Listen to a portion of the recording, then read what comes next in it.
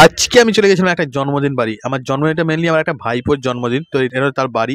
তো এখানে মেইনলি জন্মদিনের কেক কাটা হয়েছিল, পর্ব চলেছিল। তো আমি একটু এটা দেখানোর পর তো চলে এলাম বার্থডে বয়ের কাছে।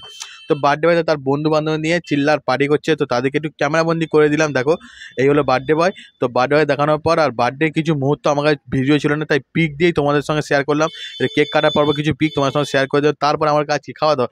তাই বসে পড়লাম প্লেটে করে কেক নিয়ে। তো কেকটা জাস্ট খেতে অসাম ছিল। তো কেক খাওয়াটা কমপ্লিট করতে না করতে চলে এলো গরম গরম পকোড়া। তো পকোড়াটাও কয়েকটা পকোড়া, গরম গরম পকোড়া বেশ খেতে ভালো লাগে। চালান পেটে চালান করে দেওয়ার পর তারপর চলে গেলাম যেখানে মেনলি রান্নাবান্না হচ্ছে, এখানে রান্নাবান্না চলছিল। আর এখানে হচ্ছে এক হাঁড়ি বিরিয়ানি। দেখে মনে হচ্ছিল এক হাঁড়ি বিরিয়ানি একাই খেয়ে নেবো। তারপরে দেখলাম যে যতজন নিমন্ত্রণ হয়েছে তারা সব খেতে বসে পড়েছে। তো তাদেরকে একটু ক্যামেরাবন্দি করে ওইদিকে বার্থডে বয় খেতে বলছে। বার্থডে বয় বলছে যে আমাদের একটু ভালো করে ক্যামেরা দেখাও।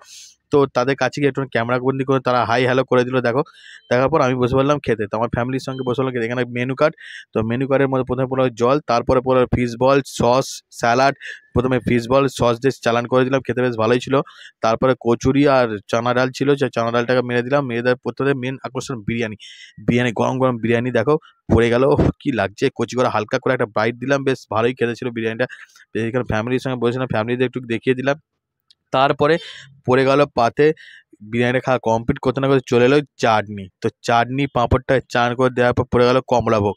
কমলাভোগটা খেয়ে নিলাম, তারপরে সন্দেশ, তারপরে লাস্টে ছিল আইসক্রিম। আইসক্রিমকে আজকের মতো জন্মদিন বাইরে টাটা করে দিলাম। সবাই ভালো রাখবেন, শুভরাত্রি।